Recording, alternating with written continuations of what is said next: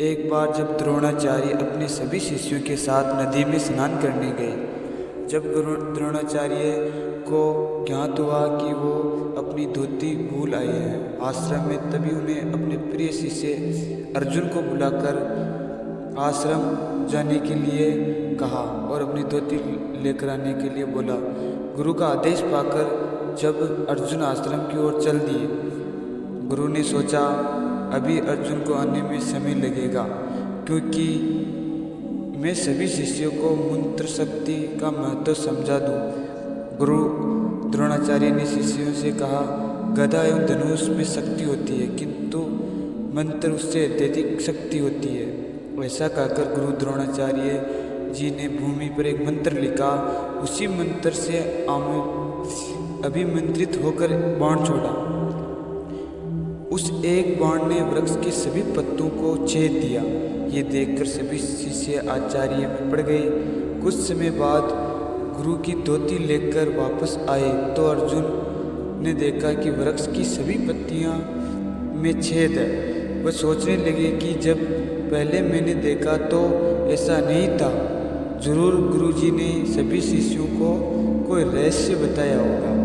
यदि कोई रहस्य होगा तो उसके कुछ सूत्र भी होंगे, प्रारंभ होगा, उसका कुछ चिन्ह भी होंगे। ऐसा सोच वह इधर उधर खोजने लगे। थोड़ी देर बाद उन्हें भूमि पर लिखा हुआ एक मंत्र दिखाई दिया। वृक्ष छेदन के सामर्थ्य से युक्त यह मंत्र अद्भुत है। ये बात उनके मन में समा गई और उन्होंने यह मंत्र पढ़ना आरंभ किया। जब उसके मन में यह दृढ़ विश्वास उत्पन्न हो गया कि यह मंत्र निश्चित रूप से सफल होगा, तब उन्होंने धनुष बाण चढ़ाया और मंत्र का उच्चारण कर छोड़ दिया। तीर वट वृक्ष की सभी पत्तियों पर पहले बने छेद के समीप दूसरा छेद बन गया। ये देखकर अर्जुन को अत्यंत आनंद हुआ। गुरुजी ने शिष्यों को जो विद्या सिखाई वो मैंने सीख ली। ऐसा विचार कर वो गुरुदेव जी की धोती देने के लिए नदी की ओर चल पड़े। स्नान से लौटने के बाद जब गुरु द्रोणाचार्य ने वट वृक्ष की पत्तियों में दूसरा छेद देखा तो उन्होंने अपने साथ सभी शिष्यों से प्रश्न किया। स्नान से पहले वट वृक्ष की सभी पत्तियों पर एक छेद था, अब दूसरा छेद आप में से किसने किया? सभी शिष्यों ने ना में जवाब दिया। गुरु द्रोणाचार्य ने अर्जुन की ओर देखकर पूछा, क्या ये तुमने किया?